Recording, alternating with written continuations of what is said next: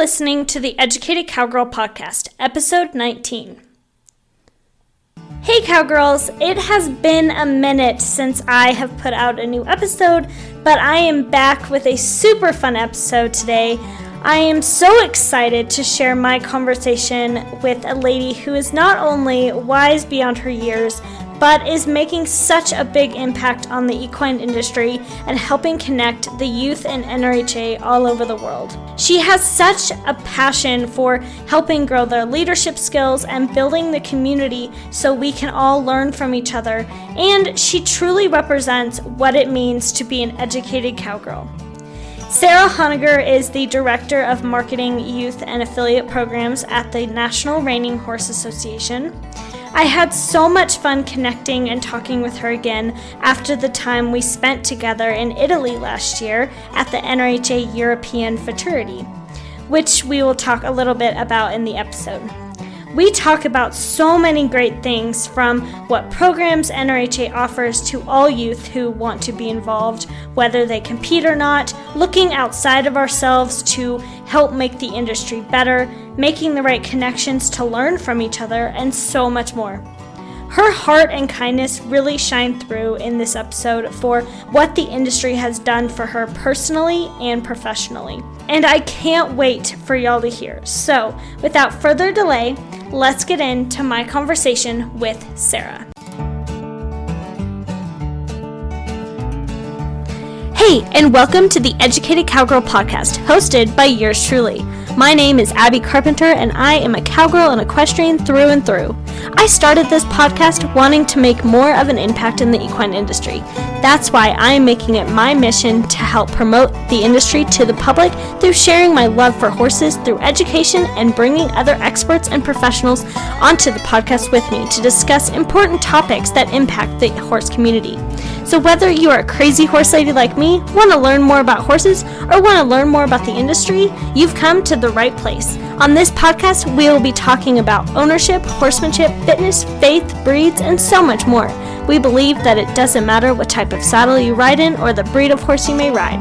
We all contribute to this community to make it great, and that there is always something to learn from the back of your horse.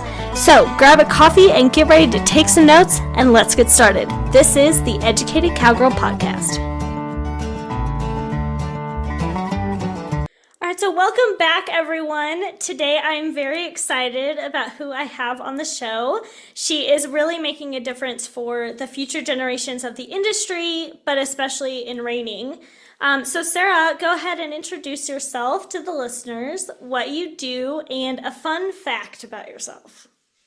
Okay, well, I'm so excited to be here. So thank you so much for asking and having me be part of this awesome podcast. Yes. My name is Sara Honegger, and I'm currently the Director of Marketing and Youth Programs for the National Reining Horse Association here in Oklahoma City. Absolutely love what I get to do every day and who I get to do it with, which is really a blessing. And my fun fact is that I'm really obsessed with the color yellow. If you were in the room with me during this podcast right now, my jacket's yellow, my phone case is yellow, my purse is yellow. Sometimes I walk into work with a yellow Yeti and everyone gives me a hard time.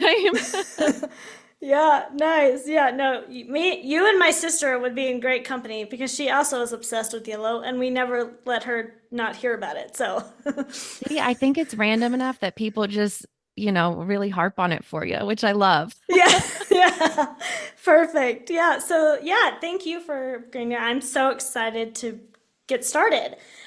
So first question.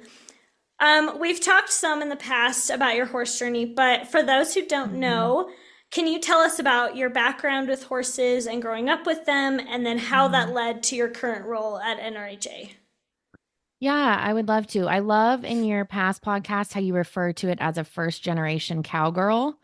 And I've kind of coined that after hearing you say it because, as you know, that is what I am in my family.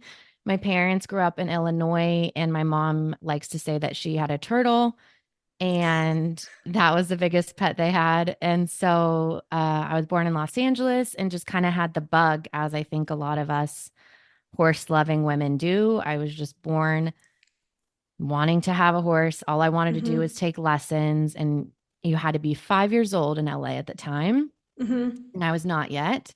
And then we moved to my smaller town, and the first thing I did was find a neighbor who took horseback riding lessons, and I was hooked ever since. And that led me through high school rodeo and competing at Oklahoma State on our college rodeo team, and a degree in ag communications and a master's in international ag, which led me to NRHA, which marries it all together. It's the horses, the international piece.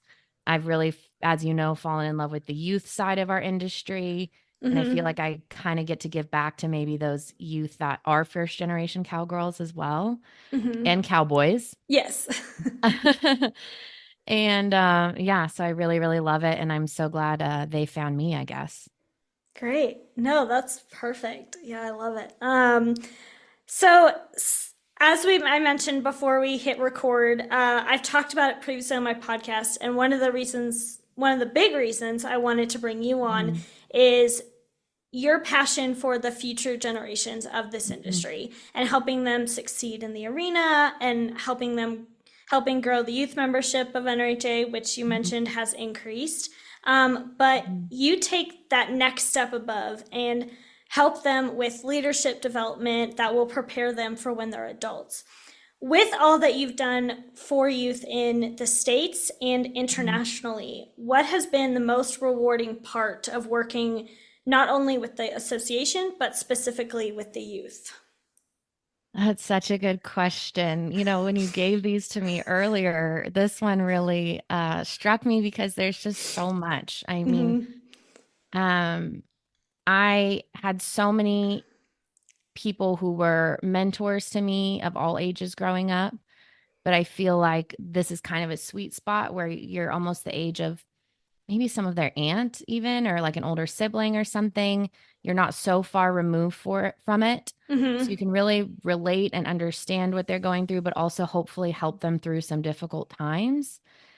And so, I always try and have them walk away from either being an officer or a delegate or liaison with life skills that they can really point to, and not just, I served as a secretary or Mm-hmm.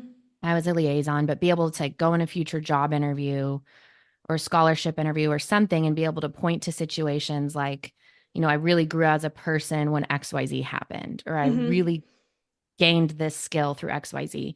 But I think the situations that have meant the most to me and I really reflect back on is just watching how their relationships grow together.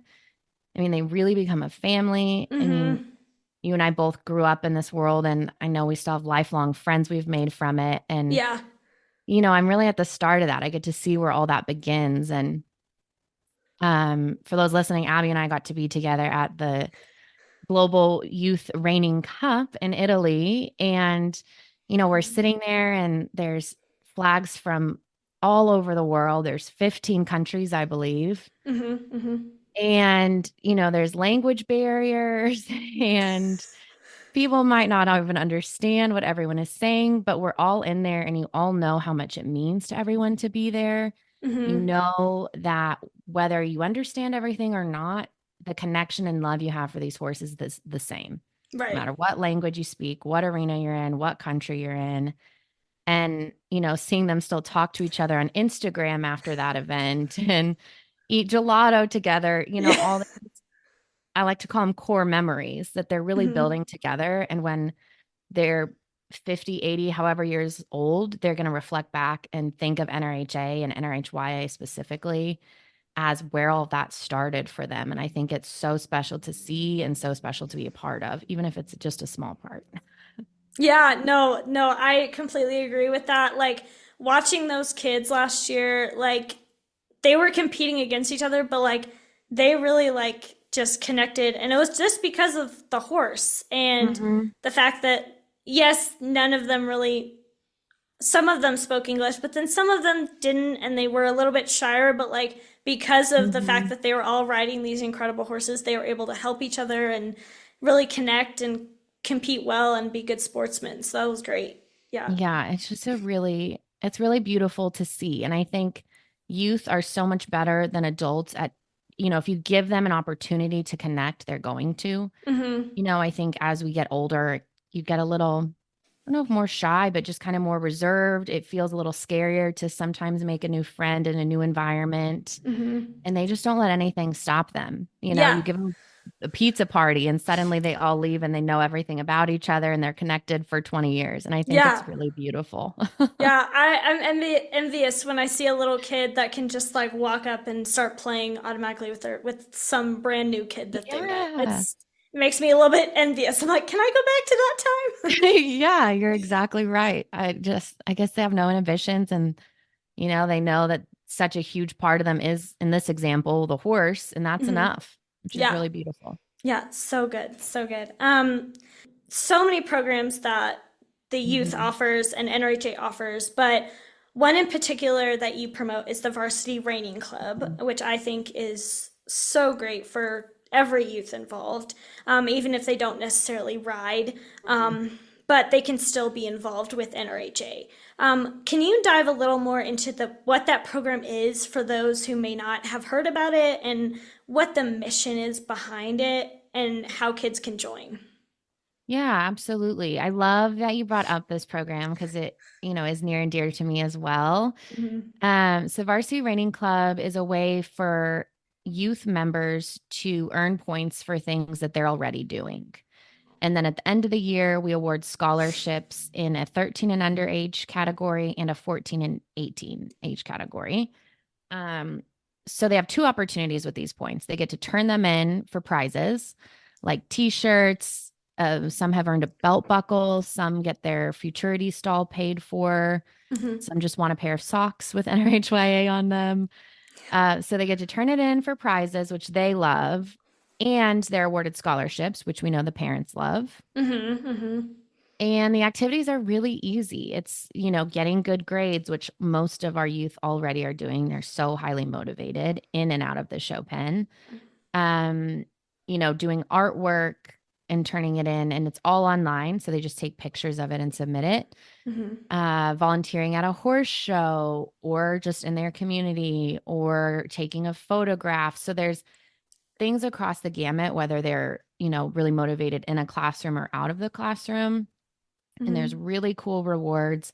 But also, I think it just starts building a community. We've had some kids join NRHYA just to participate in the varsity reining club. Maybe they're really young and their older sibling rides and they don't, and they just want to feel like they're still part of something. Mm-hmm. And I think that's really awesome. And 1 to 2 kids every year get a free stall at the futurity, which, that's major for families to be Yeah. able to offset that cost. So I think there's something in it for everyone. And to your point, whether you're already ready to go in a show pen or whether you Mm-hmm. have some steps to do before that, I think it's a really, really fun way to get involved. And then I think, it's kind of a good hook. Like once you're involved in something, you typically, if it's a good experience, want to do more and more. Yes, yes. And it definitely also shows the parents like the benefit that their kids are getting from signing them up, not just like, Hmm. well, they don't show, so why would I do this? So, Totally, totally. And, it's really nice, I'm sure, to hear like if your kid in your barn or one of your own kids or a child is having fun, but it's also nice to hear that fun ends up equaling cool rewards and scholarship money? yes, exactly, exactly. Yes. So along those same lines, and I brought it up a little bit before, and you brought it up Mhm. before we hit record. Um, Over the last few years, youth participation has gone down, and For sure. I know, like with NRHA, you just told me that their numbers have increased since Hmm. COVID, which is amazing. But Hmm. as someone who works with these younger generations a lot, what have you what have you found or NRHA found that it can be helpful to get them to stay involved in the industry? And do you think there needs to be any changes in showing to make it more possible for youth to participate and make the community Yeah. better? Yeah. That's a great question. And Billy Smith, our commissioner, talks all the time about, and to your point, Abby, that it's an issue all across the board, whether it's Mm-hmm. in baseball, reining, any horse sport, you have to get kids involved so early in order for them to stay in it. Like, for me, the industry I started in was barrel racing. And then by the time you buy your saddle and a horse and the right bit and all the right tack, you're pretty dang invested to then Yeah. change course. So I think, we really have to find ways to get kids involved in our industry sooner. And I think a big need, especially internationally, that I've heard and that we all, I think, as an industry need to do a better job of is Mm-hmm. having people that are willing to give lessons right at the beginning. Mm-hmm. We have a lot of folks who are really excited to give a reining lesson. And I know a lot of folks who are really excited to give lessons and, whatever it is, team roping, breakaway, I think across the board for all industries, but having people available that are willing to teach the walk trot, willing to Yeah. teach safety and all these things to then get them to a point where they're ready to pick what path Mm-hmm. and then have a good funnel so that when that trainer or that person says, okay, you're ready to go on to the next step, I would love to introduce you to this reining trainer Mm-hmm. and kind of creating that funnel.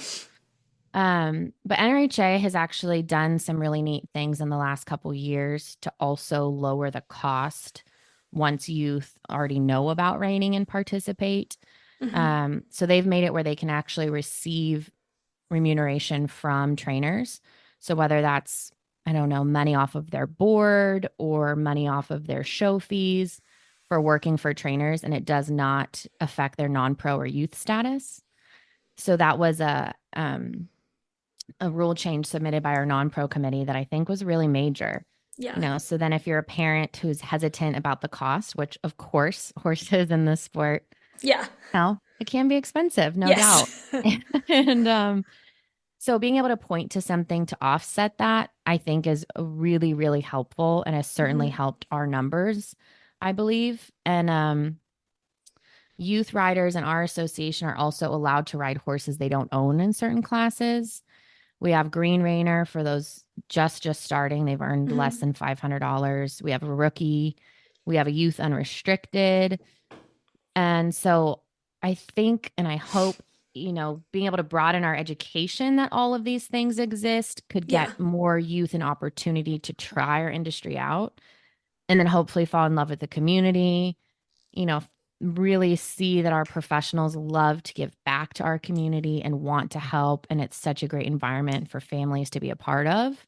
Mm-hmm. Now, how do you educate and get that word out to where people know about it and Yeah. utilize it? I think that's something we're still working on, but it gives me a lot of hope of hopefully opening this to communities that maybe wouldn't have access to horses like some other folks would. Right. Yeah. No. And I love how it's starting at that beginning level and then getting to that Hmm. point where like I don't know, you're ready to move on from me. You're Hmm. ready to you now know more than I can teach you. So Yeah. and it's really making connections and not what's the word I'm looking for? Not getting on the bad foot with someone. Like Yeah.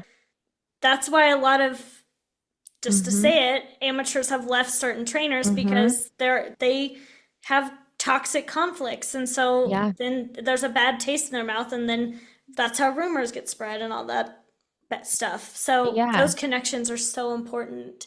Absolutely. Especially to your point, those entry connections. Like my parents might not love that I'm going to tell this, but when my first person I ever took horseback riding lessons with probably was not equipped to be teaching young people Mm-hmm. how to ride.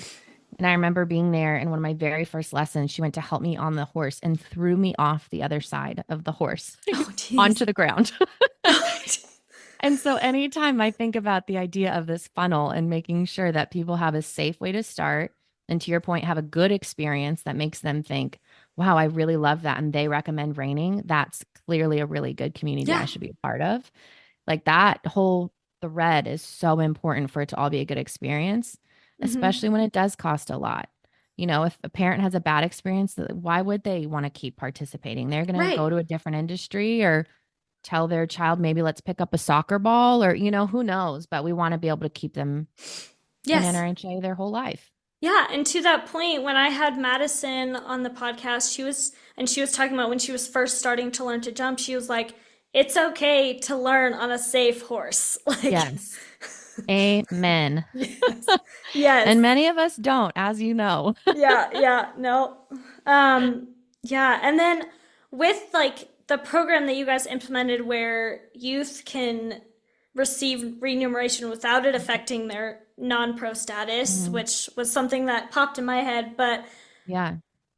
with that, how would if that was implemented into more Mhm. disciplines, how would that like how do you think that would affect the industry as a whole if there was some way that other like whether it was Western pleasure Sure. or hunter or something like how do Mhm. you think that would affect like the industry as a whole? For me,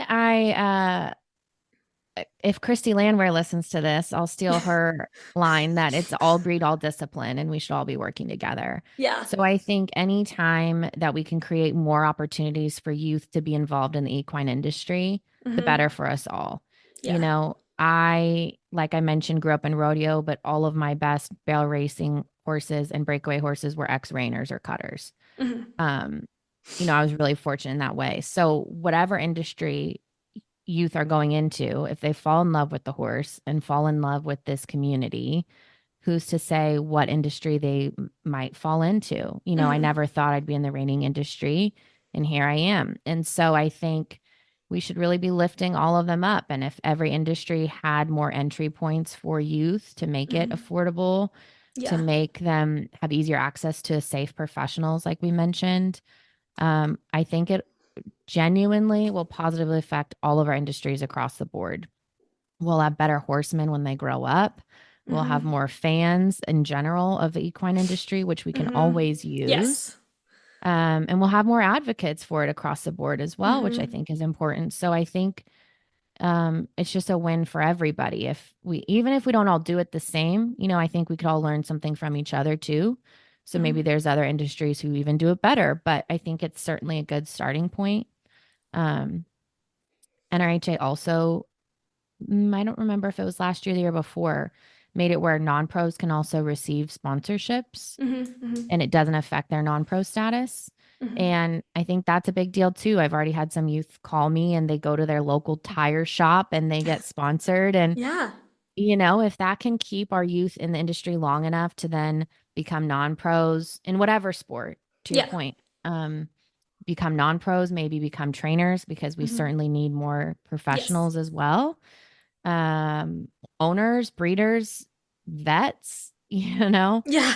equine dentists, all the things, just keeping them in this industry and making it a positive experience that gives back to them. And then they want to keep giving back to it for their whole life, like you and I have decided. Yes. I think it all really is a giant circle. Mm-hmm. And the more people we can get involved, the better. Yeah, no, that's so good. So right on. Perfect. Um, you have made such an impact on the reining industry through NRHA. You. But you were selected as Cowgirl Magazine's 30 under 30 class of 2023. And since they just did the class of 2024 last month, Mhm. I want to ask you what it meant to you to be nominated and selected for such an incredible honor, and then Thank where do you. you hope this can help you further in your career? Well, I'll start with it was just the most special experience of my life. I mean, the whole time I just kept saying that I was so overwhelmed, but in the most positive way. Yeah. And NRHA actually nominated me, which made it even more special. Leslie Mm-hmm. Baker and your dad, Gary Yeah. Carpenter, had a huge role in nominating me and helping me, make sure my resume reflected everything about me and just really guided me, which was something I so appreciated. Mm-hmm. And, we talked about earlier that as adults, sometimes you find it a little harder to meet like minded people, especially women our age that we have things Mm-hmm. in common with. Um, a lot of my friends now have families of their own and maybe Mm-hmm. aren't in the horse industry. So the more opportunity I think we have to meet people in our same season and same interests, I think is a really beautiful thing. And for me, that whole room was full of that. Mm-hmm. Um, And the connections are just endless. A friend of mine, Natasha, that I met there, she does a lot of athletic work with rodeo athletes, and she now is one of our contributors in the Rainer magazine. And I've had a lot of fun opportunities to work with Old Gringo to do some projects since then because of meeting them at that event. Mm-hmm. So I think, like, from a business perspective and a networking perspective, the opportunities that Cowgirl created there are endless. Yes. But then from just a friendship side, I know I will have lifelong friends from that event. And we text and talk all the time, even though they live in all different parts of the US. Right. Um, I know that if I need something in this industry and I need an opinion, they get it. I can use them as a sounding board. And I just really can't stress enough how much it meant to get to meet those women and share that with them. And there was, I think, 17 to 20 of us that were there for this class's induction, which out Mm-hmm. of 30 was pretty crazy. Mm-hmm. So it's just a big reunion and getting to cheer on this next set of women that were inducted. And every year it's a bigger deal. There's Yeah. more people, more sponsors. And I think it's really telling that so many people in the industry are so behind this as well. I Yeah. just think it's all around a really, really beautiful experience. And I was super, super honored to get to be part of it.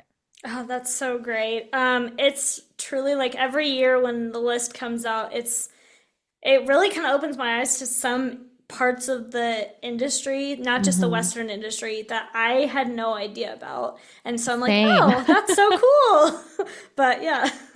Yeah, same. And, sitting there this year and listening to their bios and seeing what they've done in their life. And I'm 30 now, and some of these women are, Mhm. 22 Yeah. younger. And I just felt so inadequate. I'm like, well, thank God I was already inducted because there's no way I could compete against this. Yeah, And no, some of those girls that are like 23, I was like, I feel like I can look up to some things you're saying. Like, yeah, absolutely. It was really funny. One of the women that was inducted this year, she was at Art of the Cowgirl in mhm. 2020 at NRHA's booth. And I didn't know that. I met her, but it was 2020. There were so Right. many people in and out of our booth. It was, I think, January before everything changed that year. Hmm. And so she came up to me there and she's like, I got the coolest shirt from NRHA in Scottsdale from you. I don't know if you remember me. And it was just the neatest experience to see everything again come full circle in this industry. That's so cool. That's so cool. So Mhm. with everything that we've talked about, what is something that we didn't mention that you're Mhm. passionate about or have realized recently about the industry, that you think people don't know much about or Mhm. just might not be aware of? Yeah, that's a really good question. For me, I think what I'm just really passionate about is people being just really open-minded and um, just willing to not stop learning. And, whether that's from a youth board member who, Hmm. Hmm. our youth board of officers this year are so brilliant and so hardworking. And I learn so much from them all the time. And sometimes they might even have better ideas for whether it's a rule change or the equine industry. Being able to learn from people outside of our industry altogether, like just Hmm. really truly keeping your mind really open. And I think I love our equine industry. I love the ag Hmm. industry. I live it every day. I work in it. My Hmm. very best friends are in it. Hmm. But I do think a lot of times it's us talking to ourselves. Yeah. You know what I mean? And so being able to look outside of our industry as well for input Hmm. Hmm. and bringing that all together. And I think, I'm a pretty passionate about my community as well. And I think we all should be, like, our Hmm. actual local community we live in, and not just this community of horsewomen, of horsemen, of agriculture. Um, and so I think being able to thread all the things together only helps us advocate for the equine Hmm. industry and the ag industry, support our communities better and help both grow. And Yeah. I don't know, I've just become increasingly passionate about that in the last few years and Yeah. figuring out ways to interweave it all. Yeah, no, I completely agree. Being more creative and looking to other industries is so Hmm. important. Like Billy mentioned it when he was on the podcast last year, but when I asked him about the first annual Performance Horseman, about how Mm-hmm. Taylor Sheridan has brought in this whole new world into the industry and just Hmm. like new owners, and it's been, and he, I'm gonna paraphrase this, but he said like it sometimes it takes someone on the outside to shake things up and to change things. So Yeah, absolutely. Absolutely. And, unless we're all doing our part to be in our community and talk to people outside of this industry, we're never going to know who could enter it to help shake it up. yes, I think yeah, that's a really valid point, which of yes. course it is. It's Billy. It's great. Yeah. Yes. So this next question is actually, you're the first person I've asked this to, but I don't know why I Ooh, didn't. I don't know why I haven't asked it to other people, but I'm gonna start and starting with you. So, no pressure. yeah. What does it mean to you to be an educated cowgirl? That's a really, really good question. I think to me, first of all, I kind of like to break things down a little bit. I think it helps Mm-hmm. me, you know, stay a little centered with it. Mm-hmm. So for me, being a cowgirl, it's really huge in culture right now, right? Like it's cool to be Mm-hmm. cowboy. Beyonce's album just came out and there's so much controversy over if it's Right. country, if it's not, is she a cowgirl? On and on and on. Mm-hmm. And I think for me, being a cowgirl is being authentic, being consistent, it's being your truest self and being honest about that with whoever you're speaking to. And so I think for me, being an educated cowgirl means being willing to be inviting of all people into this space, Mm-hmm. being supportive of all people coming into this space and not being so narrow minded to leave anyone out. You Yeah. know, I want, as an educated cowgirl, to really be a space that when anyone enters this realm, we are willing to teach them everything we know. We're willing to be supportive of them. And we're willing to celebrate what being a cowgirl is. Like, hey, come share this with us. We're gritty. We can get the job done. Mm-hmm. We also might be a little fashionable when we're not in an arena. We don't all look the same. Someone, might be a corporate cowgirl in their stilettos in a boardroom, but it doesn't make Mm-hmm. them less of a cowgirl when they enter an arena. Yeah. Um, just being that really authentic version of yourself and Mm-hmm. unafraid of showing that to anybody and just welcoming them in. Oh my gosh, that was probably a perfect answer. That was so good. I was just like sitting here nodding, like, yep, yep, yep. All right. Yeah, But I think it's might have been a little bit of a winded answer, but I just think, I've just seen so much of this dialogue. So I think your timing of answering or asking this question is really important. mhm. Yeah, And I can't wait to hear other people answer it. yeah. Because they've just seen a lot of dialogue all over the internet about what it means and what Hmm. it doesn't mean. And I certainly hope we can all be the people that when someone enter this, they're proud to know cowgirls and proud to Yes, be one. exactly, exactly. So we're gonna end with some fun rapid fire questions. Okay. All right, this first one I might know the answer to, but what is your all-time favorite dessert? Oh gosh, ice cream, specifically gelato. Yes, exactly. All right. As I just for people listening, drug Abby to eat it with me at least every day. Yes. I mean, I wasn't sad about it, so Yeah, one of our past youth officers, Haley Turner, said that you should have ice cream every single day. So I try yes. to honor her. Yeah, it makes you happy. So, Yeah. all right. What is your biggest horse ick? Oh man. Oh, a horse ick.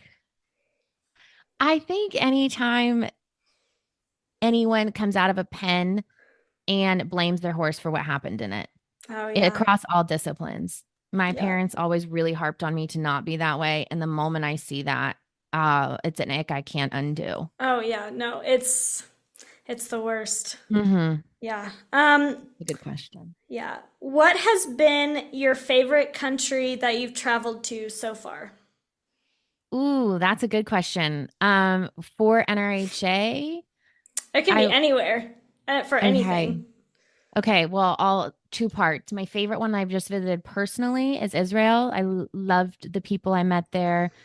I just had the most wonderful time. It's such a beautiful place. And then for NRHA, I was lucky enough to go to Brazil for the Youth World Cup, and you just will not meet nicer, more inclusive, warm individuals. It was just a beautiful country and beautiful people.